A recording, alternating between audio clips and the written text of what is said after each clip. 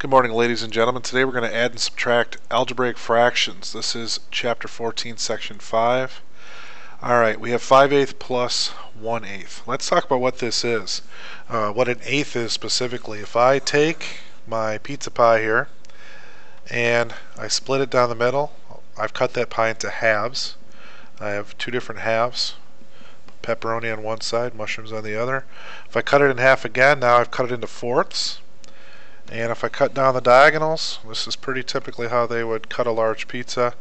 Now it's in eighths, and there is 1, 2, 3, 4, 5, 6, 7, 8 eighths in a complete pizza. So what does 5/8 means? 5/8 means that 5 of these slices are filled in or have been eaten, and we want to add 1/8 to that. So we take our 5/8 and we are going to add 1/8 to that.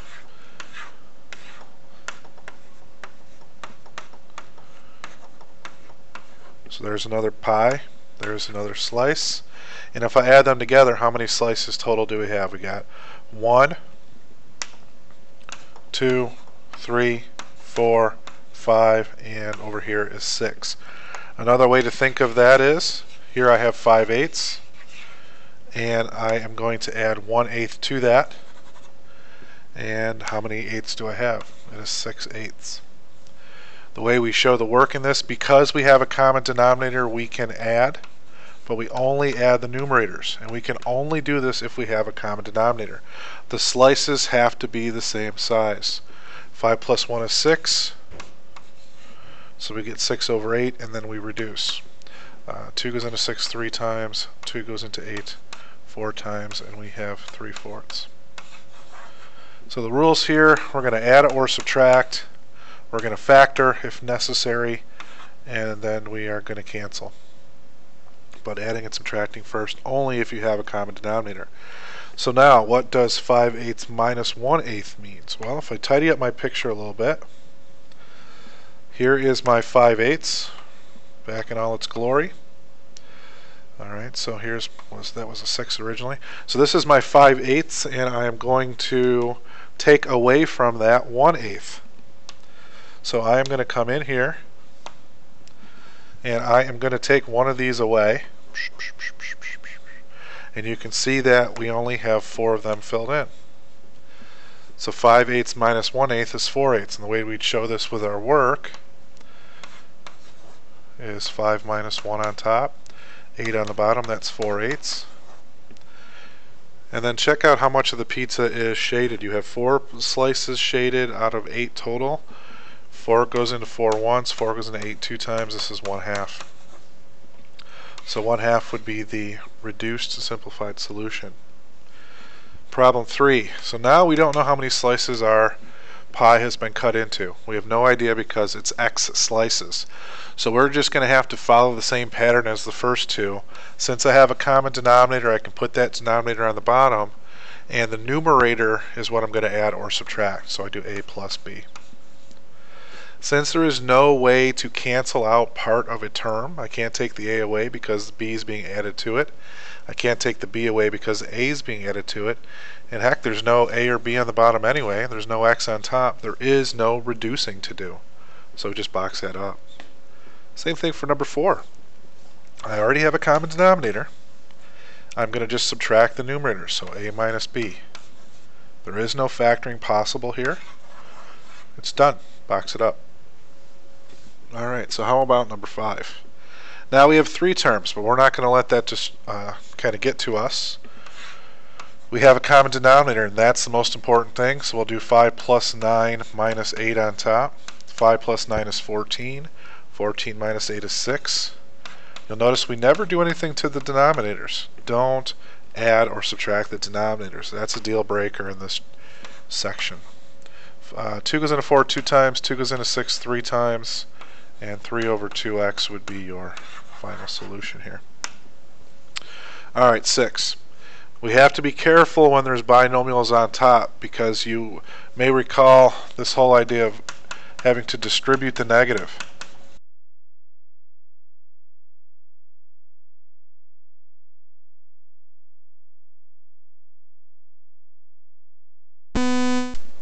we have to distribute the negative whenever we're subtracting a binomial from anything. So this problem has to really be rewritten. We have to go, and this you guys called leave, change, change. It just is a little bit more complicated environment. I'm going to leave the sign in front of 4x plus 7 over x minus 3 alone. I'm going to change that minus to a plus, and then I'm going to change the 2x to negative and the 4 to positive. It's called distributing the negative. We've done it many times before. You just have to see it and deal with it correctly. So, because I have a common denominator, I can actually just group all these things on top. You'll notice not really do anything to them. I'm just putting them all on the same numerator under one fraction instead of two fractions. And I can do that because I have a common denominator. So we're taking over problem 7 space, but I think it'll be okay. 4x minus 2x, we have those right here. 4x and minus 2x is positive 2x. 7 and 4 is 11 over x minus 3. Because the numerator does not have a greatest common factor, it can't be factored, so the problem must be done. Alright, problem 7. Let's see if we can squeeze it in here. I'm going to switch to green. Alright, we have a plus sign, so we don't have to worry about leave, change, change. We have a common denominator, so we don't have to worry about that. So we're just going to group all the terms in the numerator on top of one fraction. Put them all in it together. 6y minus 2y. What's 6 minus 2? We got negative 4 plus 7. And look at what we have here. We have 4y plus 3 on top. We have 4y plus 3 on the bottom. So, when we have 4y plus 3 divided by 4y plus 3, what is that going to equal? Write down what you think it is. The answer is 1. When you divide something by itself, it's always 1. It's one of those crazy problems that looks real nasty, but when you actually start solving it, it turns out to be just 1. Isn't that something? Alright, we have a subtraction problem here, so we're going to do leave, change, change. So I have the first fraction, I'm going to leave it alone. I'm going to turn this into addition, and I'm going to distribute a negative on top. Leave the bottom alone. We already have a common denominator. We only need to multiply the top by negative 1 to do leave, change, change. So say I want to skip this step. 8x minus 4x is 2x. Negative 4 plus 6 is 2. And then I have a 2x plus 6 on the bottom. The adding and subtracting is done, but step 2 is f. I have to factor. Take 2 out of the top. Take 2 out of the bottom. And the 2's cancel. So I'm left with x plus 1 over x plus 3. There you go. Alright, for number 9 here, I have a common denominator. So, what do I have on top? Let's see here. Problem's a little harder, so I'm not going to skip this step. I have an a squared, a 3ab, a b squared, and a negative ab. So I have 3ab and negative ab are like terms. So a squared plus 2ab plus b squared over a plus b. I have a trinomial on top, ladies and gentlemen, so I have to do the puzzle. A is 1, b is 2, c is 1. So ac is 1, b is 2. Factors of 1 that add to be 2 are 1 and 1.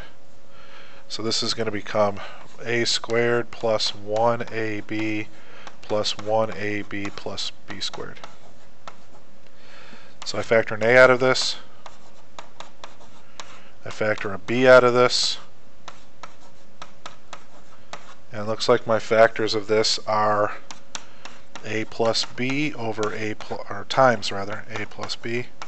I also have an a plus b on the bottom. A plus b's everywhere. Letting it rain, a plus b's, and that actually is the final answer. Okay, so that's kind of level of difficulty 1. You already have a common denominator. You don't have to do that yourself. Let's take a look at level 2. We have to get our own common denominator. So we have pies that have different number of slices in each of the pies. And they don't really kind of jive too well unless we have kind of the same number of slices. So what I've got right now is I've got a pie here that has been cut into sixths. Sixths. So there we go, 6 slices, and 5 of them are filled in. So 1, 2, 3, 4, and 5 out of 6. I have another pizza pie, and you could substitute pecan pie or cake even if that's your favorite. And that's been cut into 4 slices, and 3 of them have been filled in. So 5/6 on the left. On the right, we have 3/4. The pieces are different sizes, so I don't know what the sum of this is right now. So here's how we handle this. You ready? I'm going to attempt to do this with pizzas, but I've never really done it with pizzas before, so I'm excited to see how it goes.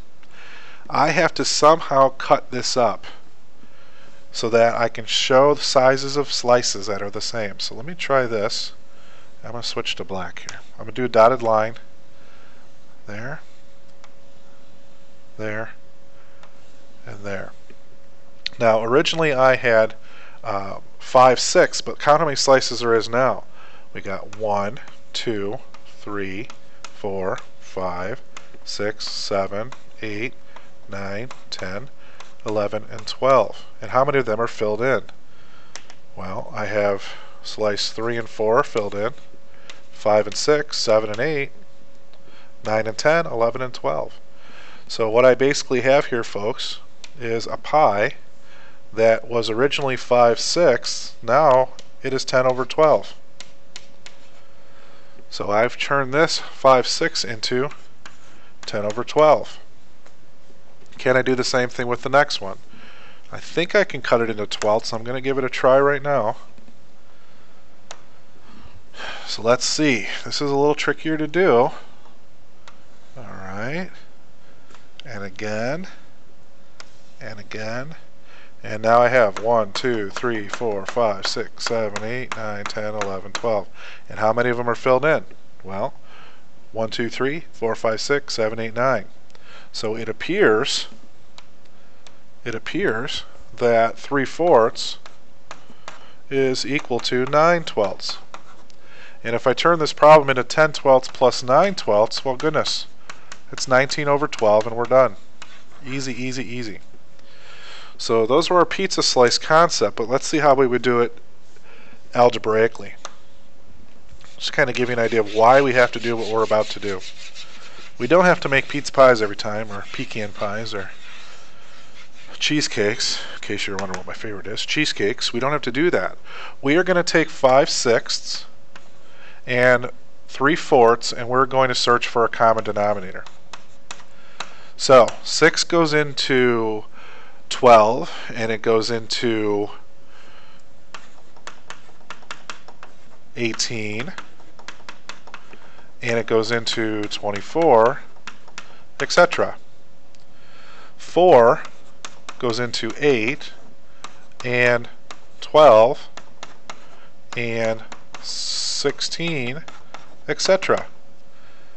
Well, 4 times 3 is 12, and 6 times 2 is 12, so that's where that 12 came from. That's why I split the pizzas up into 12. 6 goes into 12, and 4 also goes into 12. So I'm going to multiply top and bottom here by 2. If I multiply the top by something, I have to multiply the bottom by something. If I multiply the bottom by a number, I have to multiply the top by the same number to keep the fraction balanced. Here I'm going to multiply top and bottom by 3. This gives me 9/12 here, and that's where the 10/12 and the 9/12 came from. So that's kind of how we would do the problem. Now this stuff I had written up here you can do in your head, so I'm going to erase it, and this is the work I would show for this problem.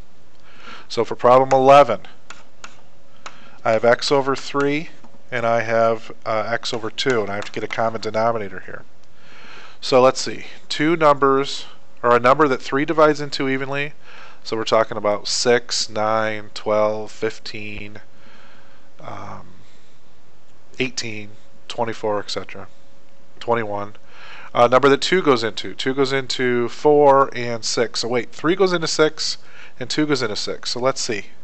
If I multiply top and bottom by 2 here, I'm going to get 2x over 6. If I multiply top and bottom by 3, I'm going to get 3x over 6. And my problem 11 becomes 2x over 6 plus 3x over 6. And now that I have a common denominator, I can add 5x over 6. And look at that, problem's done.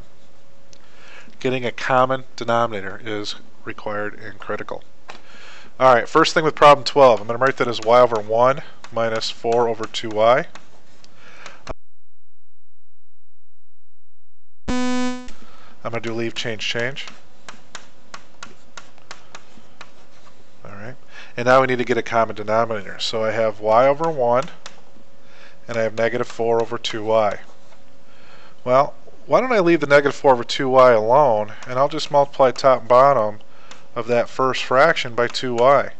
This gives me 2y squared on top and a y on the bottom, and the other fraction I can just leave it alone.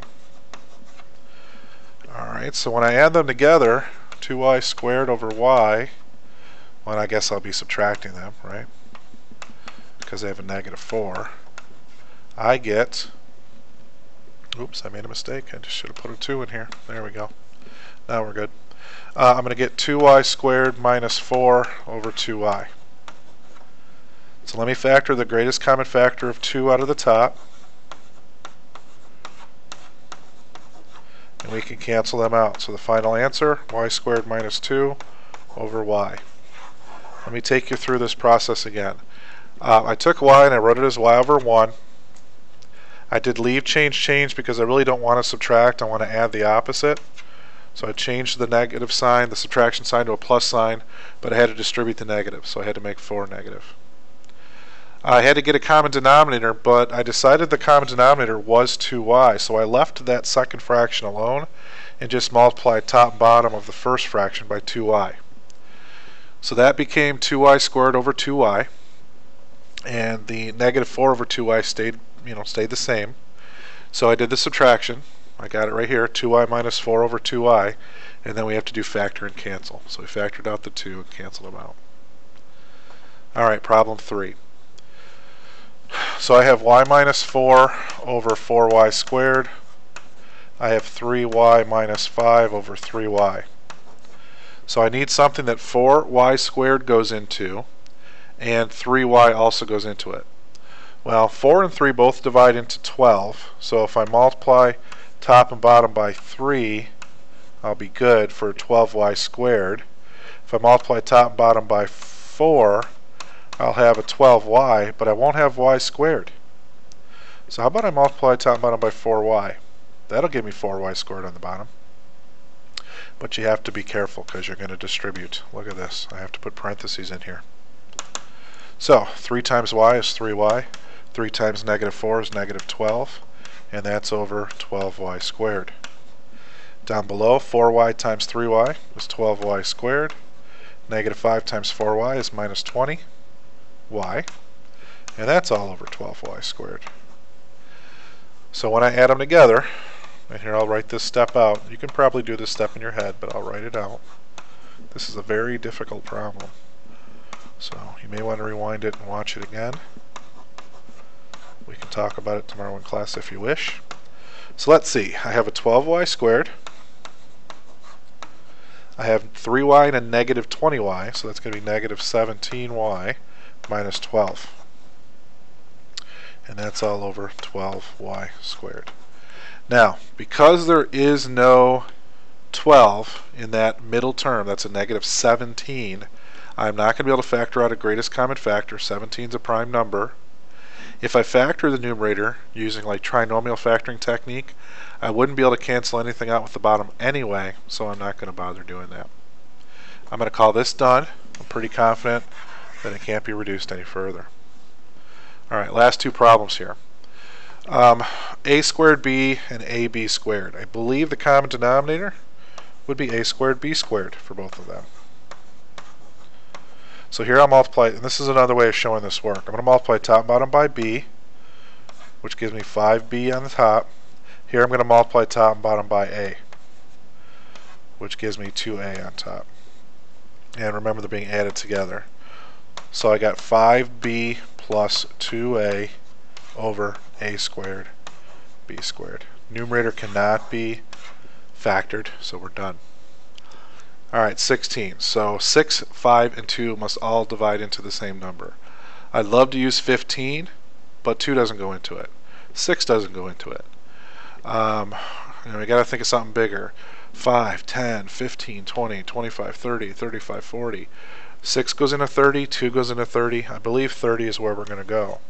So 30, 30, and 30. So let's see. Multiply top and bottom by 5. 5y over 30 is the same thing as y over 6. Here I'll multiply top and bottom by 6. So plus 6y over 30. And here I'm going to multiply top and bottom by 15. So minus 15y. So 5 plus 6 is 11. 11y minus 15y is negative 4y over 30. What goes into 4 and 30? 2, right? So negative 4 is negative 2, 30 will be 15, negative 2y over 15 will be the final answer. And we're done. Negative 2y over 15. I hope you have a great night. I look forward to seeing you. Well, actually, this is the weekend, so I look forward to seeing you on Monday. Have a great weekend. Bye-bye.